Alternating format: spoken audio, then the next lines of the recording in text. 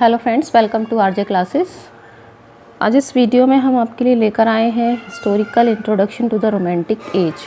Romantic age का यहाँ पर कुछ हिस्टोरिकल इंट्रोडक्शन है, कुछ मेन पॉइंट्स हैं इसके बारे में। आइए देखते हैं। The romantic period in English literature begins with the publication of William Wordsworth and Samuel Coleridge lyrical ballads in 1798। Romantic period English literature में बिगिन हुआ, यानी कि शुरुआत हुई थी रोमांटिक पीरियड की इंग्लिश लिटरेचर में with the publication of lyrical ballads. Lyrical ballads work था विलियम वर्ड्सवर्थ और सैमुअल कॉलेरिज का, ये वर्क्स था। इसका पब्लिकेशन हुआ था 1798 में और तभी से रोमांटिक पीरियड की शुरुआत हुई थी इंग्लिश लिटरेचर में। And ends with the accession of Queen Victoria in 1837। और ये एंड हुआ था जब क्वीन विक्टोरिया का असेसन हो गया था इन 1837 में। Romanticism as a literary and artistic movement started in reaction against the age of enlightenment and its focus on reason and empirical thought. Romanticism as a literary and artistic movement started. Romanticism जो है वो एक literary और artistic movement के रूप में start हुआ था इन रिएक्शन, यानी कि रिएक्शन में आया था against the age of enlightenment. Enlightenment की जो एज थी उसके अगेंस्ट में इसकी शुरुआत हुई थी। एंड इस focus on reason and empirical thought, और इसका जो फोकस था रीज़न पर और एम्पिरिकल थॉट पर जो फोकस था इसका, उसके अगेंस्ट में रोमांटिसिज्म की शुरुआत हुई थी। ये रिएक्शन में आया था। Romantic period coincided with the revolutions in France and America and hence is also known as the Age of Revolution. Romantic period coincided with the revolution. Romantic period coincide हुआ था उसी समय जब रोमांटिक पीरियड स्टार्ट हुआ था, उसी समय revolution चल रहा था फ्रांस और अमेरिका में, तो इसलिए इसको एज ऑफ रेवोल्यूशन भी कहा जाता है। Enlightenment thinkers of the 18th century had valued reason.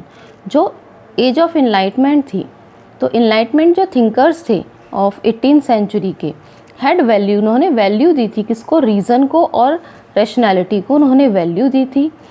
Romantics valued, जबकि रोमांटिक्स ने किसको वैल्यू दी थी? इमोशंस को, पैशन को और इंडिविजुअलिटी को। They turn from impersonal works to works of a more subjective personal nature.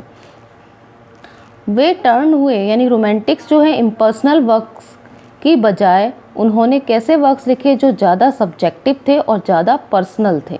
Impersonal की बजाय उन्होंने पर्सनल वर्क्स लिखे थे, इसको वो ज़्यादा महत्व देते थे। Romantic era poets rejected the public formal and witty works of the previous century. Romantic era के जो पोइट्स थे, जो प्रीवियस सेंचुरी में जो वर्क्स चल रहे थे, पब्लिक फॉर्मल और विटी वर्क्स जो चल रहे थे, उनको रिजेक्ट कर दिया इन्होंने। दे प्रीफर्ड पोइट्री, इन्होंने ऐसी पोइट्री को प्रीफर किया that spoke of personal experience and emotions, जिसमें हमारा पर्सनल एक्सपीरियंस हो और जिसमें हमारी इमोशंस हो, ऐसी पोइट्री को इन्होंने प्रीफर किया। ऑफन इन सिंपल अनअडोर्न्ड लैंग्वेज, और जिसकी लैंग्वेज कैसी हो? सिंपल हो और अनअडोर्न्ड हो, सजी धजी ना हो। Romantic poets believed that feelings and emotions could create poetry. Romantic poets ये बिलीव करते थे कि फीलिंग्स और इमोशंस पोइट्री को क्रिएट कर सकते हैं। अगर हम किसी चीज़ को फील कर रहे हैं और हमारे अंदर उसके लिए इमोशंस हैं तो हम पोइट्री को क्रिएट कर सकते हैं। Wordsworth himself defined good poetry. Wordsworth ने भी गुड पोइट्री को डिफ़ाइन किया है किस रूप में?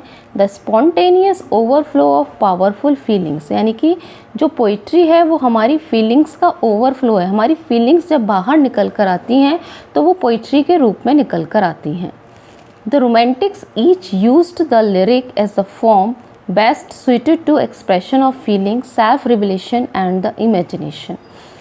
द रोमांटिक्स जो थे उन्होंने यूज़ किया किसका? लिरिक का एक फॉर्म के रूप में। पोइट्री लिखने की फॉर्म जो है उसमें लिरिक को यूज़ किया था, जो कि उन्हें बेस्ट अच्छा लगा टू मतलब किसमें अपने जो फीलिंग्स हैं, सेल्फ रिविलेशन और इमेजिनेशन को एक्सप्रेस करने के लिए उन्हें जो लिरिक फॉर्म है वो ज़्यादा बेस्ट लगी। इसके थ्रू वो अपनी फीलिंग्स को और अपने आप को और अपनी इमेजिनेशन को अच्छे से एक्सप्रेस कर सकते थे।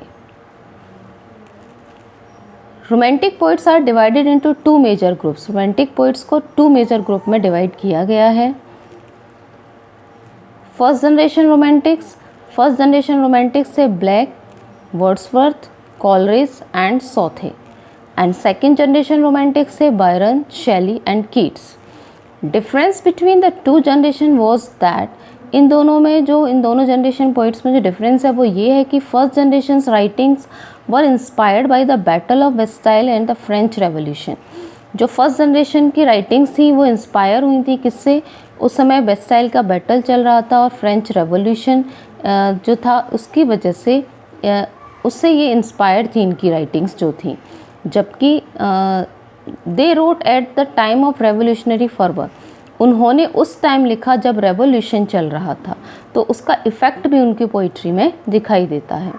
ऑन द अदर हैंड, दूसरी तरफ, when the second generation of romantics started writing, जब सेकेंड जनरेशन रोमांटिक्स ने राइटिंग स्टार्ट की तो वॉर हैड ऑलरेडी एंडेड, तो वॉर जो है वो पहले ही ख़त्म हो चुका था। But Britain was beset by different social and political tensions, लेकिन ब्रिटेन में अभी भी सोशल और पॉलिटिकल टेंशन बनी हुई थी, which led to the Peterloo massacre, जिसकी वजह से पेटरलू मैसेकर हुआ। तो ये कुछ मेजर पॉइंट्स हैं रोमांटिक एज के बारे में शॉर्ट में, इन्हें अच्छे से पढ़ लीजिएगा। और आप अगर लिटरेचर की प्रिपरेशन कर रहे हैं तो प्लीज़ चैनल को सब्सक्राइब कर लीजिए। चैनल पर काफ़ी वीडियोस हैं लिटरेचर से रिलेटेड, आप चैनल पर जाकर प्लेलिस्ट में चेक कर लीजिए। आपके पेपर से रिलेटेड जो भी वीडियोस हैं, जो भी आप एग्ज़ाम दे रहे हैं लिटरेचर का, उससे रिलेटेड जो भी वीडियोस हैं आप इन्हें देख सकते हैं। क्वेश्चंस भी हैं, राइटर्स के बारे में भी हैं, तो आप उन्हें अच्छे से रीड कर लीजिएगा। और अभी तक अगर आपने चैनल को सब्सक्राइब नहीं किया तो प्लीज़ चैनल को सब्सक्राइब कर लीजिए और साथ में बेल आइकन भी प्रेस कर दीजिए। Okay, thank you and have a nice day.